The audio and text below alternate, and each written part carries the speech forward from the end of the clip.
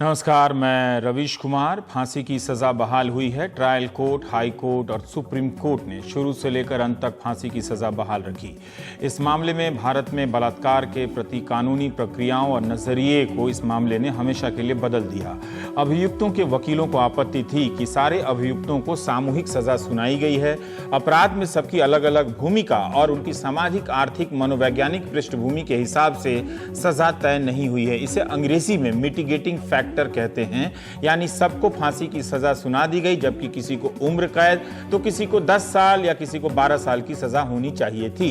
Supreme court ने इन आपत्तियों को खारिज करते हुए कहा कि जब हम पूरी सतर्कता और सावधानी के साथ उत्तेजित करने वाली परिस्थिति और अभियुक्तों की भूमिका और उनकी सामाजिक आर्थिक परिस्थिति के बीच तुलना करते हैं तो हम इस एकमात्र निष्कर्ष पर पहुंचने के लिए मजबूर हो जाते हैं कि रिकॉर्ड पर उपलब्ध अन्य परिस्थितियों पर उत्तेजित करने वाली परिस्थितियां भारी पड़ जाती हैं। इसलिए हम इस नतीजे पर पहुंचते हैं और फांसी देने के हाईकोर्ट के फैसले को सही पाते हैं। इस फैसले से अलग राय रखने का कोई दूसरा कारण नजर नहीं आता है। शब्दशः अनुवाद नहीं है, ये भावानुवाद है। 3 जजों की बेंच ने 1 साल की सुनवाई के बाद फैसला दिया। तीनों की सहमति से फैसला है और जब फैसला सुनाया गया तो कोर्ट में ताली बजी। कोर्ट कवर करने वाले संवाददाताओं को थोड़ी हैरानी हुई। हम आज प्राइम टाइम में फैसले पर ही फोकस करेंगे। बहस में हिस्सा लेने वालों को भी 429 पेज के फैसले को पढ़ने का वक्त मिलना चाहिए, इसलिए आज हम उनके साथ बहस नहीं करेंगे। हम भी पूरा फैसला नहीं पढ़ सके, लेकिन मानते हैं कि इसके कुछ हिस्सों को आपके सामने रखना जरूरी है। निर्भया के माता पिता ने कहा कि उन्हें इंसाफ मिला है। वो शुरू से फांसी की मांग कर रहे थे और फांसी की सजा अंत तक बहाल रही। निस्वार्थ भाव से हमारा समाज, हमारे समाज के बच्चे, लड़के लड़कियां, सब लोगों ने निर्भया के साथ क्राइम हुआ उसके खिलाफ आप लोगों ने आवाज उठाई, उसके लिए लड़ाई लड़ी और एक ही नारा था कि निर्भया को इंसाफ दो और उन मुजरिमों को फांसी दो। जिस दिन को हम लोगों को बेसब्री से इंतजार था, आज वो दिन आया और एक ऐतिहासिक फैसला भी आया।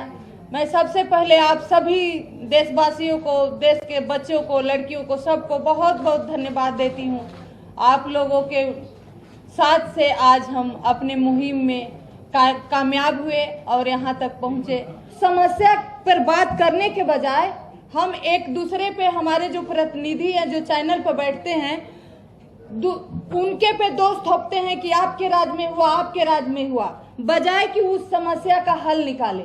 तो हम यही कहना चाहेंगे कि अब डिबेट से बहस से बाहर हटिए, दूर हटिए और इस जो दो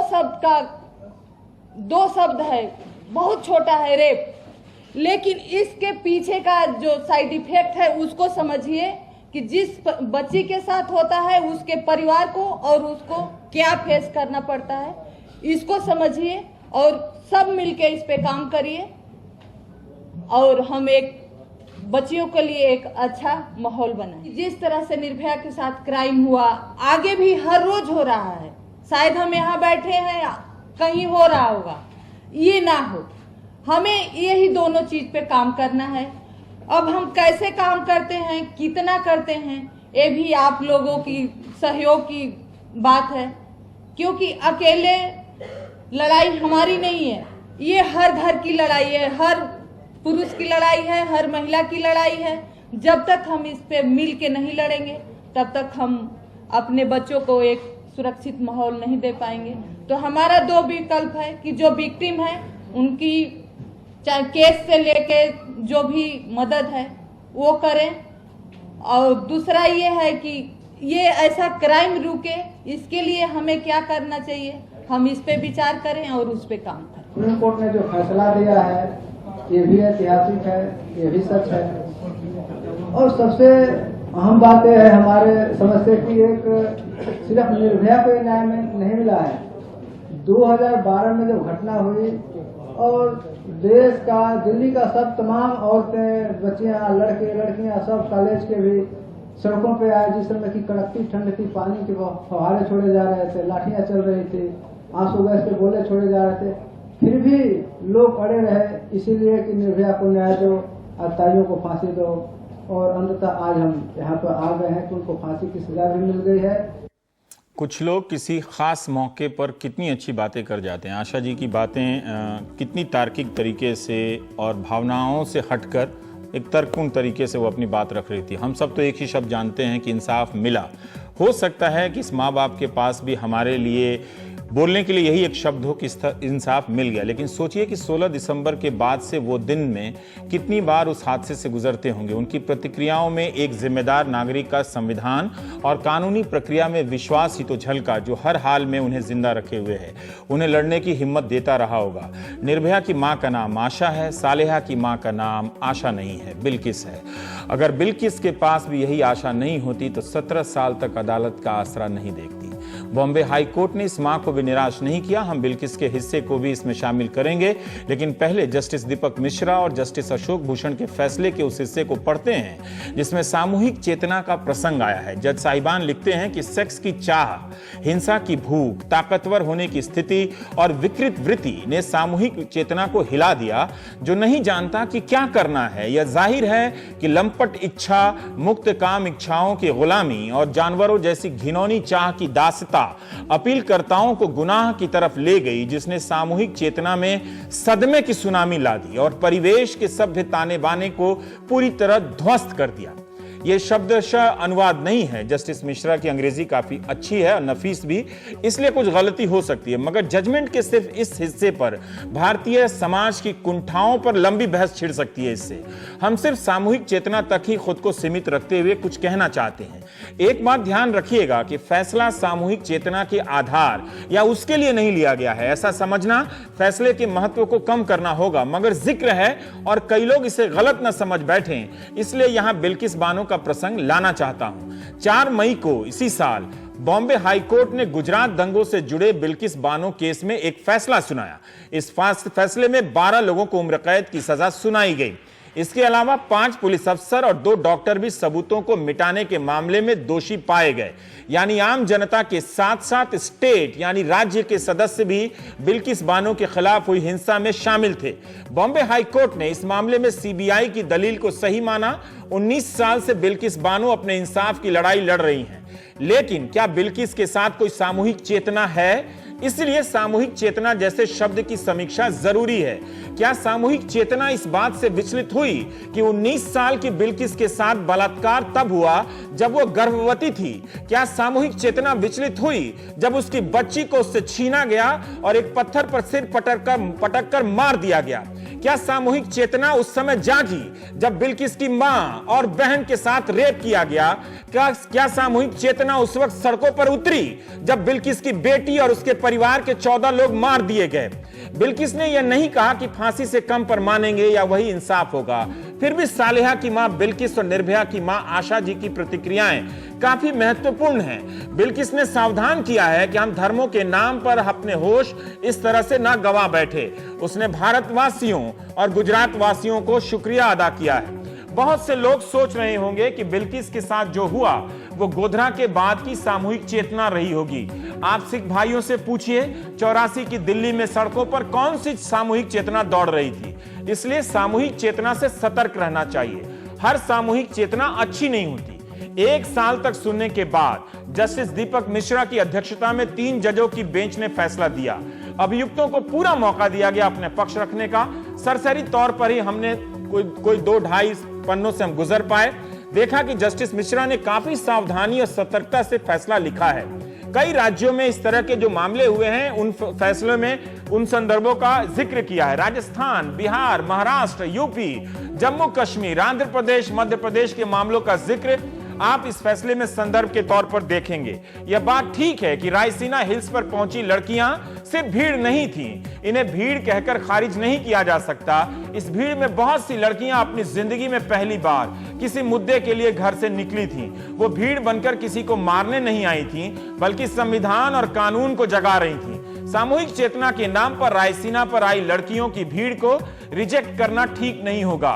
इस भीड़ की तुलना आप उस भीड़ से नहीं कर सकते जो बुलंदशहर में गुलाम मोहम्मद को हिंदू लड़की से प्रेम करने के आरोप में मार देती है, जो अलवर में गौ रक्षा के नाम पर पहलू खान को मार देती है। रायसीना पर जमा हुई लड़कियों के हाथ में जो बैनर थे वो बेहतर और संवैधानिक समाज और हिंदुस्तान के सपने लिए हुए थे। यह फैसला ऐतिहासिक है। यह घटना वाकई भयानक थी, इतने भयानक कि आज भी उसके प्रसंगों का जिक्र पढ़ते हुए सिहरन पैदा हो गई। जस्टिस मिश्रा ने अपने फैसले की शुरुआत इन पंक्तियों से की है। 16 दिसंबर 2012 की दिल्ली की सर्द भरी शाम ने अपने साथी के साथ पीवीआर सेलेक्ट सिटी में फिल्म देखने गई 23 साल की लड़की को जरा भी भनक नहीं होने दी होगी कि अगले कुछ घंटों में तेज होती कपकपाहट भरी रात उसकी जिंदगी में एक भयानक अंधेरा लाने वाली है। जब वो मुनीर बस स्टैंड से अपने दोस्त के साथ बस में सवार होगी, उसने सोचा भी नहीं होगा कि वो 6 लोगों के गैंग की हवस का शिकार होने जा रही है। उस पर जानलेवा हमला होगा, वो उनके लिए मौज मस्ती का जरिया बन जाएगी और निजी अंगों को छिन्न भिन्न कर दिया जाएगा, एक ऐसी भूख के लिए जिसके बारे में किसी ने सोचा नहीं होगा। यह भी शब्दशः अनुवाद नहीं है, मगर जज साहिबान ने जिस तरह से लिखना शुरू किया, फैसले के पहले के 2-3 पैराग्राफ से ही मन भारी हो गया, पढ़ा नहीं गया। आरोपी चाहते थे कि फांसी की सजा हो रही है तो हर पहलू पर ठीक से सुनवाई हो जाए। सुप्रीम कोर्ट ने उन्हें पूरा मौका दिया।